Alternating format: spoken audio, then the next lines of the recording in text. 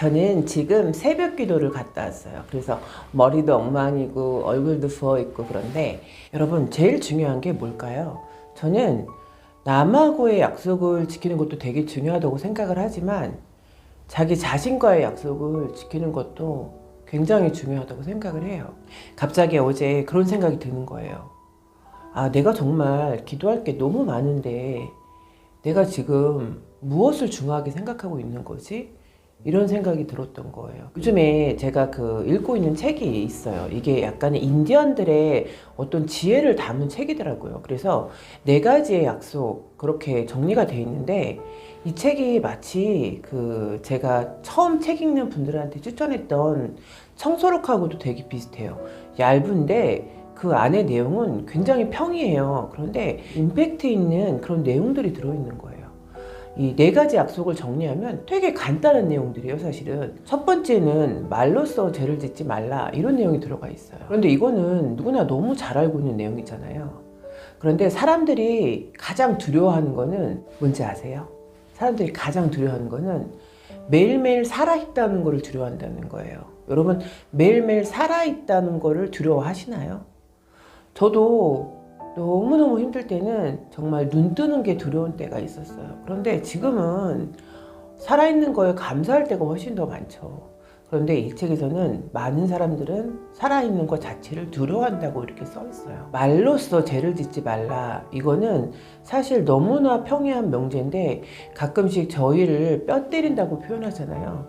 정말 저희의 뼈를 때릴 때가 있는 말이에요. 잠깐 커피를 마시면서 그런 얘기를 했었어요.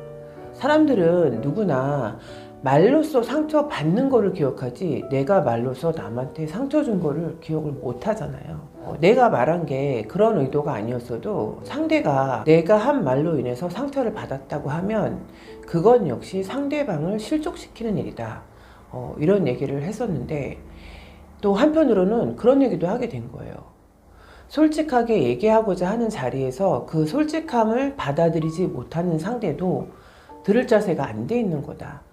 이런 얘기를 주고받았었는데 이 말이라는 거는 정말 한 살 한 살 먹을수록 그 말의 힘 그리고 말이 주는 상처 그런 거에 대해서 정말 많은 무게를 싣게 되는 것 같아요. 그 말을 여기서는 사악한 마술이라고 표현을 했어요. 가끔씩 진실을 왜곡시키고 그 초점을 흐리시는 분들이 있잖아요.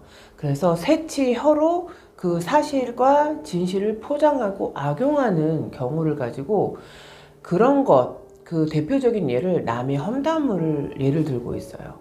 그런 걸 하지 않으면 지옥에 떨어지는 것을 막을 수 있는 거라고 이렇게 표현을 하고 있어요. 한 살 한 살 먹어가고 중년을 넘어서 노년으로 갈 때 말을 막 하고 가볍게 하시는 분들은 정말 가까이 가고 싶지 않다, 이런 생각이 들 때가 있는 거죠. 2번째 약속을 뭐라고 얘기하고 있냐면 어떤 일어나는 사건 사고도 자신의 문제로 그렇게 인식하지 말라고 이렇게 충고하고 있어요. 어떤 큰 사건이나 문제가 생겼을 때 나의 문제라고 받아들이지 않는다면 감정에 큰 요동과 치우침이 있지 않다는 거예요. 사람이 뭐라고 하던 뭐라고 느끼던 어떤 상황이 발생을 해도 그것이 나의 일이 아니다, 그거는 나의 그 객관적인 어떤 상황이다, 이렇게 인식을 하면 분노나 시기나 질투 이런 게 일어날 수가 없다는 거예요. 3번째 약속으로 추측하지 말라, 이렇게 얘기를 해요.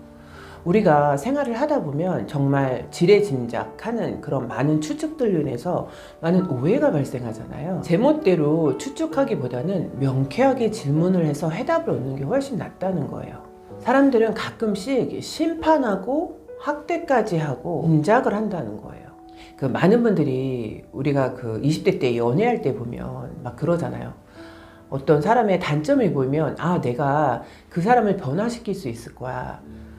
나는 내 사랑으로 그 사람을 변화시킬 수 있어. 이렇게 막연하게 생각을 하면서 용기 내서 결혼을 하곤 하잖아요.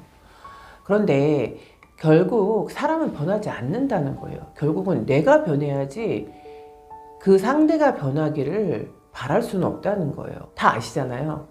상대를 변화시키겠다는 게 아니라 내가 그거를 그대로 수용할 수 있나 없나, 이게 굉장히 관건이라는 거예요. 요즘에 너무 핫한 커플 있잖아요. 미라클의 위아. 저는 이 커플이 너무 아름답더라고요. 그래서 많은 분들이 이 커플을 보면서 감동을 받는 것 같은데, 저는 정말 이 커플이 너무 감동이 되는 건, 어떠한 장애도 이 커플들한테는 문제가 되지 않는다는 게 저는 정말 존경스럽더라고요. 휠체어를 이렇게 타고 다니는 거를 따라다니면 불편하지 않냐 이렇게 물어봤었대요.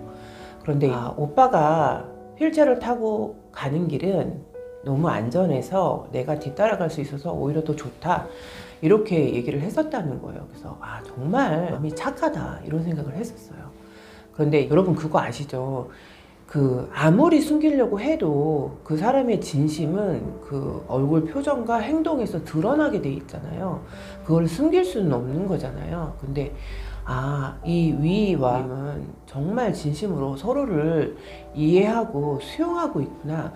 저는 이게 정말 진심이 느껴지더라고요. 멋대로 추측하는 버릇을 없애기 위해서 가장 확실한 방법은 질문을 하는 거래요. 오해가 있을 때는 의사소통을 확실히 하라는 거예요. 지금 내가 이렇게 생각을 하고 있는데 내가 지금 이렇게 이해하는 게 맞냐라고 이렇게 되물어보는 것도 되게 좋은 의사소통의 방법이라고 얘기하고 있어요. 가능한 한 확실히 알 때까지 질문을 정확하게 하는 용기를 가지라고 이렇게 얘기를 하고 있어요. 네 번째 약속은 항상 최선을 다해라 이렇게 얘기하고 있어요. 이거 누구나 너무나 잘 알고 있는 아주 단순한 진리 같은 거잖아요. 있는 곳에서 최선을 다하라는 것.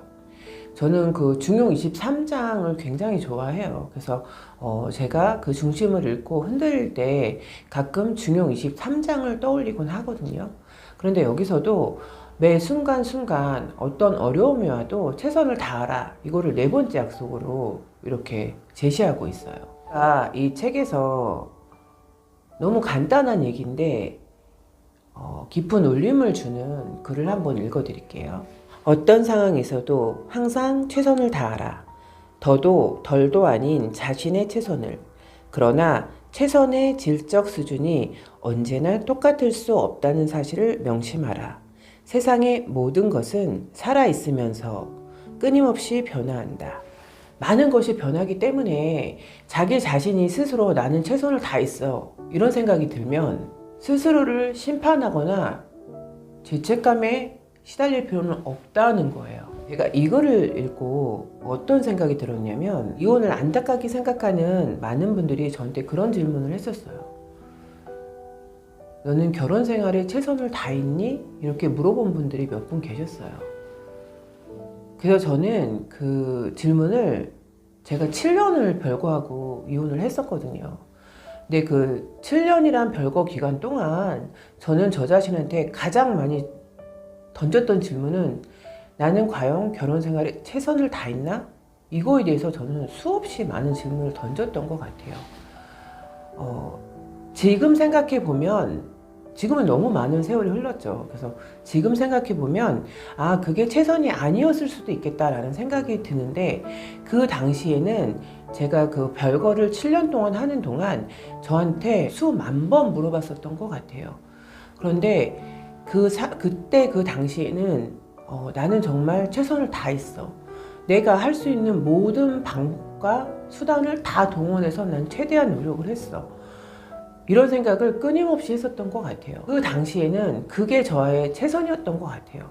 지금 와서 뒤돌아보면 물론 더 많은 최선의 방법이 있었겠죠. 그런데 그 어린 나이에 그 방법이 나한테는 최선이었고 그 이상의 해답을 거기서 찾지 못했었던 것 같아요. 여러분은 이성끼리는 친구가 성립 안 된다고 생각하시잖아요. 그런데 저 같은 경우에는 이성끼리도 친구가 가능하다고 믿게 된 사람이에요. 맨 처음에 저도 안 믿었죠. 근데 지금은 그거 가능하다고 생각하는 사람이 된 거예요. 그런데 지금 우리가 살고 있는 이 시대를 되게 불행하다고 생각을 하는 분들이 있어요. 이 삶이 행복하다고 생각하시나요? 불행하다고 생각을 하시나요? 이렇게 딱 양면성을 가지고 딱 이렇게 일반화하긴 되게 어려운 건데 저는 그래도 이 세상은 살만하고 아름다운 곳이다. 저는 이렇게 정말 많이 생각을 하고 있거든요.